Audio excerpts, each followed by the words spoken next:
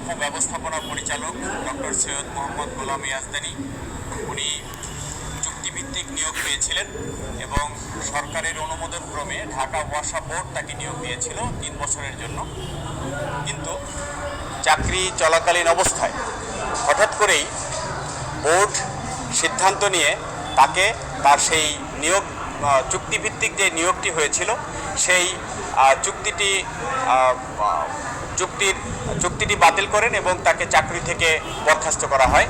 সেই আদেশটি চ্যালেঞ্জ করে আমরা একটি রিট পিটিশন দায়ের করেছিলাম।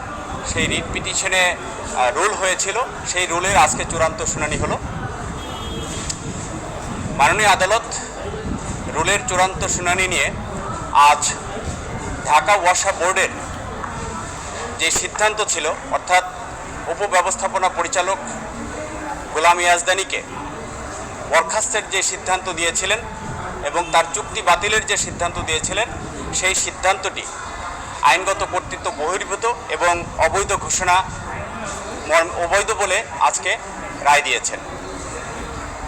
এখানে যে বিষয়টি আমরা তুলে ধরেছি, ডক্টর গোলাম ইয়াজদানী একজন খুবই দক্ষতা, অর্থাৎ তার অত্যন্ত সুদক্ষ একজন ব্যক্তি। তিনি বিমান বাহিনীতে দীর্ঘ 35 বছর চাকরি করেছেন এবং পানি ব্যবস্থাপনা নিয়ে তার পিএইচডি ডিগ্রি রয়েছে।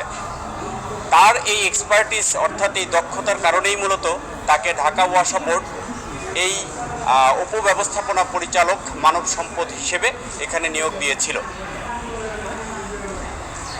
ঢাকা ওয়াসার ম্যানেজিং ডিরেক্টর তাকসিম খান এবং ডিএমডি সৈয়দ গোলাম মোহাম্মদ ইয়াজদানীর সাথে কিছু বিষয় নিয়ে ব্যক্তিগত বিরোধ তৈরি হয়, বিশেষ করে প্রশাসনিক কাজকর্মের ক্ষেত্রে এবং যে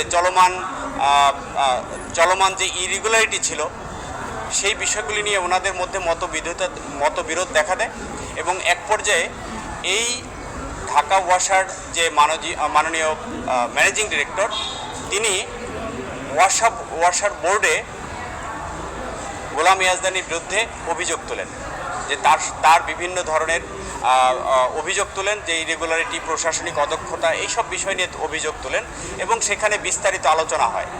কিন্তু আশ্চর্যের বিষয় হলো, যেই বিষয়টি আদালতের সামনে আমরা তুলে ধরেছি, আশ্চর্যের বিষয় হলো এত কিছু তার বিরুদ্ধে অভিযোগ, তাকে বরখাস্ত করা হলো, নিয়োগ বাতিল করা হলো, কিন্তু তাকে কোনো ধরনের অপরচুনিটি দেওয়া হয়নি, তাকে বোর্ডে ডাকা হয়নি এবং সিদ্ধান্ত গ্রহণের আগে তাকে কোনো ধরনের ব্যক্তিগত শুনানির সুযোগ দেওয়া হয়নি। এবং এই যে তাকে বরখাস্ত করা হলো, অর্থাৎ নিয়োগ বাতিল করে বরখাস্ত করলো, এই বিষয়ে সরকারের পূর্বানুমোদন নেওয়া হয়নি। এই বিষয়টি আমরা তুলে ধরেছি এবং মাননীয় আদালত আমাদের বিষয়টি অত্যন্ত গুরুত্ব সহকারে উপলব্ধি করেছেন এবং বলেছেন যে এই ধরনের উচ্চ যোগ্যতা সম্পন্ন একজন মানুষ সম্পর্কে এই ধরনের অভিযোগে তাকে না শুনে তার বিরুদ্ধে এই ধরনের একটি অভিযোগ দেওয়া তার ব্যক্তিগত এবং সামাজিক মর্যাদার ক্ষেত্রে বড় ধরনের প্রভাব ফেলবে, যেটা কোনো ক্রমেই আইনগত নয় এবং কাঙ্ক্ষিত নয়। তাকে অবশ্যই বোর্ডের